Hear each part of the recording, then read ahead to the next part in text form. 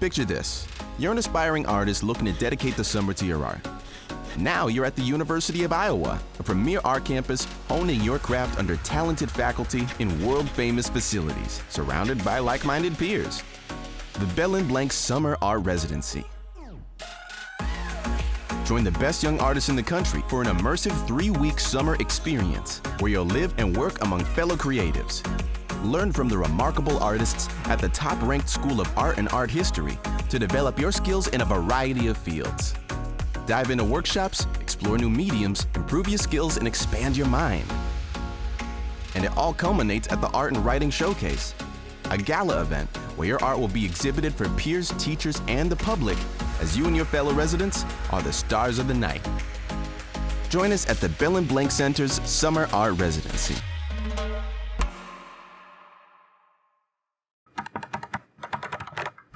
What if you could spend the summer dedicated to writing?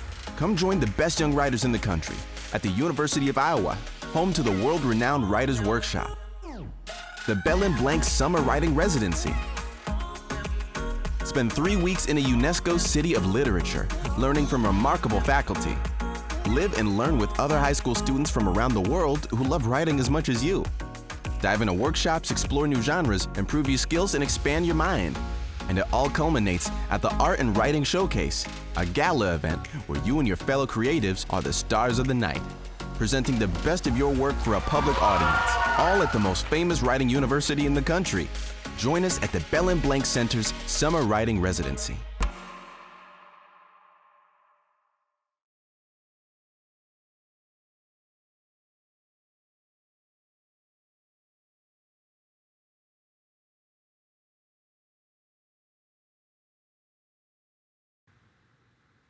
Already the river elides its distance, bruised as blackened sinews thinning at the bank's vanishing point, where the horizon cuts a white vertex. Yeye might die tonight, but I'm more troubled by the mosquitoes leaving flat red stones on the back of my neck, by the family whose bus blew up in Xinhua Street and killed all 4 of them. Afterward, the vehicle's metal skeleton peeled apart like the immolating black wings of a moth. A gambit, I assume, all travelers take. What is the risk of carrying something foreign within you? The neon-shot hiragana and Roman characters, proxy rivers where the living contest the dead, contest dying, and the lighthouse eye slices a white razor through the ocean as if to contest its nativity. I admit, I lack the courage to resolve myself. Why else let these helpless hands pick at the wooden balustrade, while one dim street over in the building behind me, the night is falling on my grandfather's life. All the mosquitoes I've killed sink into clouds of algae and beer glasses. They tug against the river rock, some difficult grammar. Hanxing, the dead are more virtuous than us. Slackened jaws divulging soil and tooth. Every soft nothingness. Across blood and land, a consciousness is not a place of stasis, but rather the travel from being to non-being, no different than the last foreign light pinned to my face. She came to me at 17, fair-haired, tall, and built like a wraith, but otherwise as plain as everyone else. Her deep eyes searched the board behind the counter, reading over the services offered. Personality refitting, esteem tailoring. She lingered on narcissism cure before looking at me, then looking back at the board. I polished a white bowl with a rag as I waited for her to make a choice.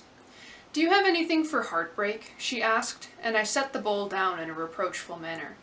That was a question I got asked a lot, and the answer was always the same. No. "I'm surprised. Isn't that a common ailment most other tailors can mend?" she asked, undeterred. I shook my head and set both hands on the counter, leaning towards her. She didn't flinch when I came close, unlike most people. Heartbreak is usually rooted in some deeper dissatisfaction, I replied, easily. They're all gaffes, the tailors who offer to fix it. What they do is equal to gluing a piece of paper over a hole in the wall. What I do goes much deeper. She smiled at me then, a beautifully blinding thing. I'd seen it 1,000 times, and not just on girls like her. Such a look of open gratitude was common with anyone when I told them I could fix their imperfections. So it's true what they say. You really are good at what you do. I raised an eyebrow at the compliment. If you're interested, pick a treatment and I can get started. She chewed her lip, then walked around the countertop to take a closer look at the board.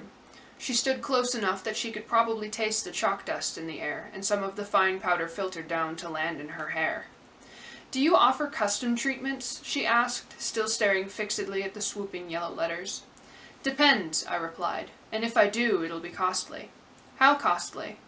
I glanced up at her. The more interesting the case, the less I charge. Then, may I get a consultation? I was almost surprised she knew to ask. Sure, don't be late. With a consultation set for the next available weekday, she left. I didn't see her again until then. There are no temples where I live, so we rent out a rec center for worship. I call it a sort of church to my white friends in second grade, while we're segregated based on who has a peanut allergy and who doesn't. A lump of sweet butter lodges in my throat when they point at my turmeric-stained teeth. I try to remember the sun that blessed the night sky of my birth, a contradiction like the Hindu god Shiva. Half man, half woman, whole god. In the kitchen, Mama kneads incense into sticky rice balls shaped like milk cake clouds, the kind served at the volley dinners with stumbly dancing and hymn. She grinds ginger for afternoon tea, stone hitting root like hands clapped together in holy song. She slices oranges into slivers, and I suck the pulp out of my teeth, remembering what it's like to be halved, then hold again. Rounded out like a nursery rhyme from underneath cherried lips, tucked away behind a good night's kiss and sun-cleaned skin. Mama sings my name in the morning because it is Sanskrit for auspicious, and I can bless the rain we wash our vegetables with. I can entice worship with just 3 ingredients, half a marigold to decorate pleated idols, half a question from a little second grader, is this who taught you to eat real food? Half a poem by a girl tumbling into the womb of Mama's religion, a blessing calculated as 150%. In this life, sweet creams and sour curries come at the cost of half a second grade soul, half a heart of a mother whose baby no longer eats her food, and half a plate of marigolds for my country's idolatry. So when they ask how my mama can taste the hum of pulsing earth and drink the sky, I say, yes, this is who taught me to eat real food.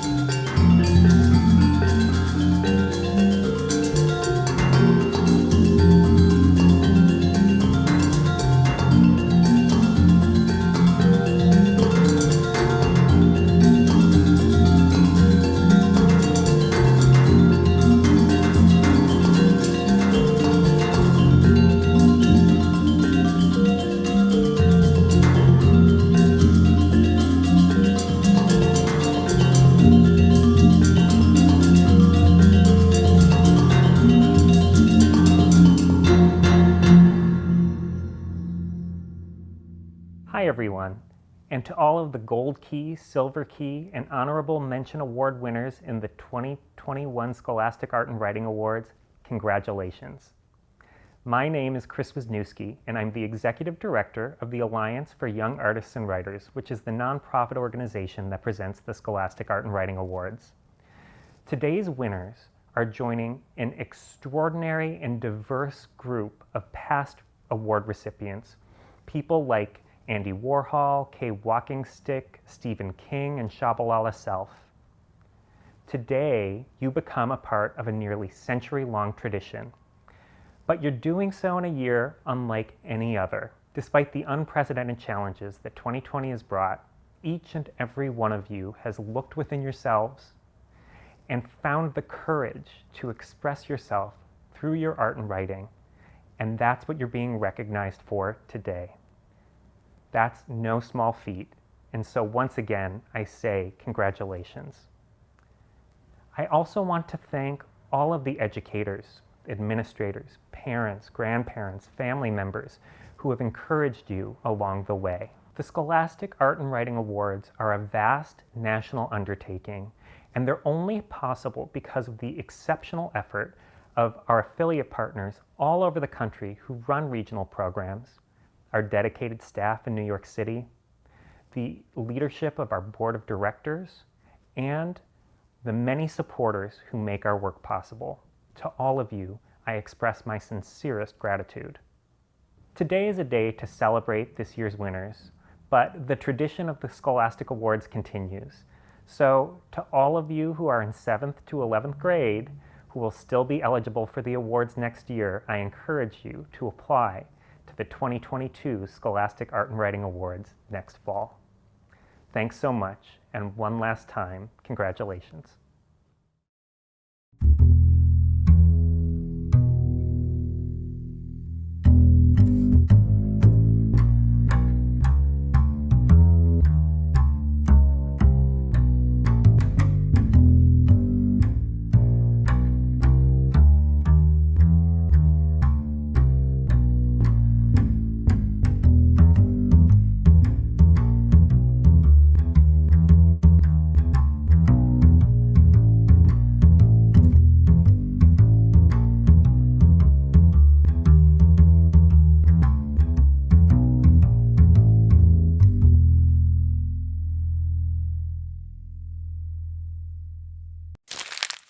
I've been a part of the Scholastic Art and Writing family since 2016, as you can see in the background, and I'm so grateful to this wonderful organization, not just for recognizing and appreciating the breadth of my work from the beginning of high school to where I am today, but for providing me with so much support throughout my entire young adult life.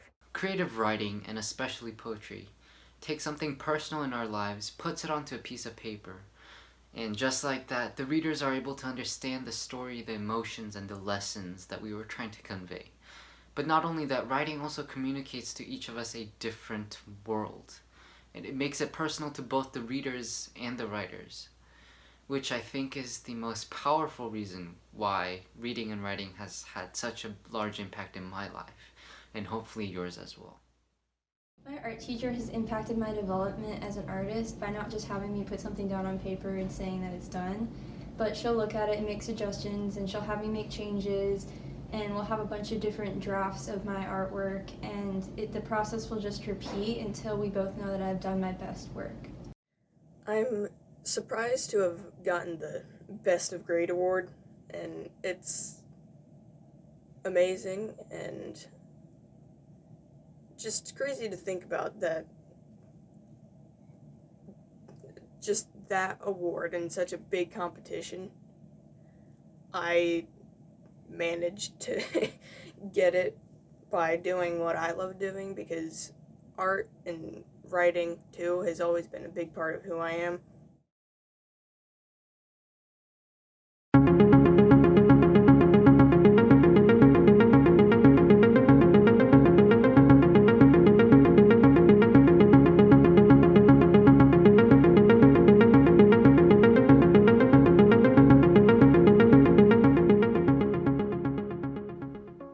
Hello, Scholastic Art and Writing Awards winners. First off, congratulations on this incredible recognition that you've been awarded. My name is Amanda Gorman, and I'm the inaugural Youth Poet Laureate of the United States. And fun fact, I was also Scholastic Art and Writing Awards winner when I was in high school.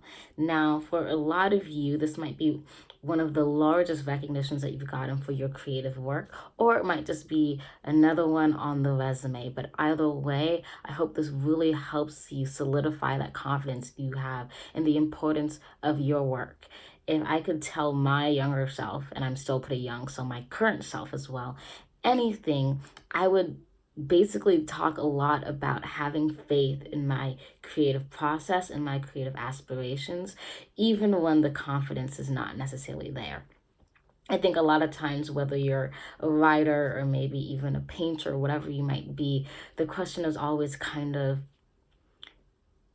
why me? Why am I writing this? Why should I be heard?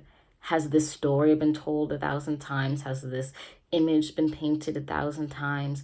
And for me, in my journey as a creator, I realized that this story hasn't been told by me. It hasn't been told in this way before. And I think that spreads across all different forms of artistic disciplines, that you really need to have faith before the recognition, before the award, before the medal, before all of that. It really begins not necessarily with the idea, but the trust that in committing to creativity, something can be born that's bigger and larger than yourself. And that transcends really any self-doubt that might come from feeling, I didn't get this award, or I didn't get that. All that to say, you all are rock stars, and I'm so glad that you have this to continue encouraging on your way. And I also hope that you know, outside of any award, you definitely are really brave and really admirable in my book, just by starting up and being creative. And just thinking and talking with you all, I'm calling you or videoing you by Madrid, by the way. I'm so excited for you to have this special moment at the University of Iowa, really celebrating your creativity. And I really think that's so phenomenal, because if anything, young voices being recognized for the type of work that they're creating, for the type of discipline that they have, is one of the best things, because it really highlights what we all know to be true, which is young people are at the forefront of change, and you are going to change the art world, you're changing the literary world, you're already breaking down boundaries by being here. I can't wait to see what type of art blows my mind from you. So again, congratulations. This is so exciting, and really cherish this moment. Congratulations, everybody.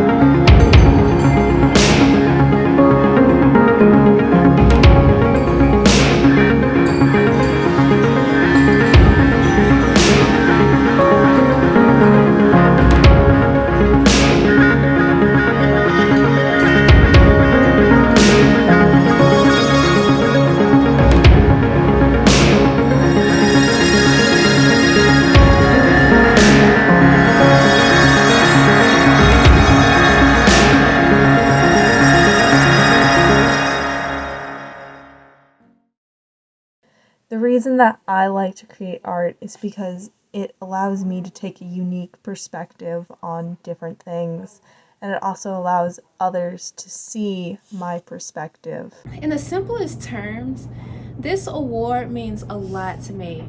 It means that I get to be a motivation. It means that I get to be a testimony. Because at the beginning of 2020, I had some really bad mental health going on. I was in really rough shape. I was at the bottom of the barrel. And I was a very unhappy person. I thought that I couldn't amount to anything. But look at me now. I'm here in 2021.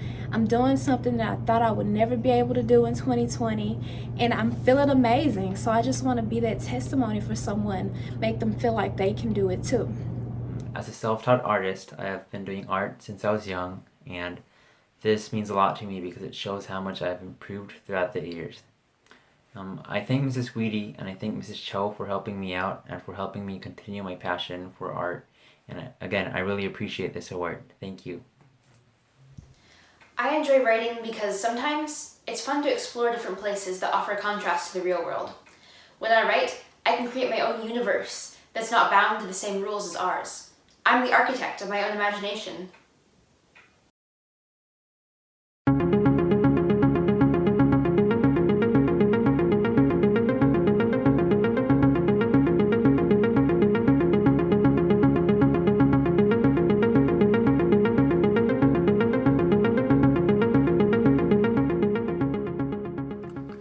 Hi everybody, I'm really happy to have a chance to talk with you a bit today.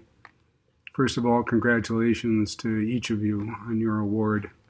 You and your parents should be very proud. You know, when I was 16, I had a piece of Japanese handmade paper very similar to this piece that I carried around with me in my checkbook. I didn't know very much about it, but I was very attracted to it. And I wanted to find out more about how it was made. It had a sort of warm, natural glow, wonderful feel that really intrigued me. At the time, I never dreamed that later I would be able to go to Japan and study papermaking for 2 years under a Fulbright fellowship. I never thought I would someday have a job teaching papermaking history and technique at a major American research university. I never thought my students and I would someday make paper that now sits beneath the Declaration of Independence, the Constitution, and the Bill of Rights at the National Archives Rotunda in Washington, D.C. And I can tell you, I never would have dreamed that the MacArthur Foundation would one day give me $500,000 to spend on my own creative and research interests. But all those accomplishments are not the important part of the story. The important part was that when I was 16, I had certain inklings, certain suspicions that gradually led me to have a real yearning to learn more about the history and technique of papermaking. So the moral of the story is, if you feel there is something powerful about poetry or prose or sculpture or dance, follow your inclinations, follow your suspicions, and don't let anybody ever tell you that you're crazy. Pay close attention to your suspicions. They will lead you to good places.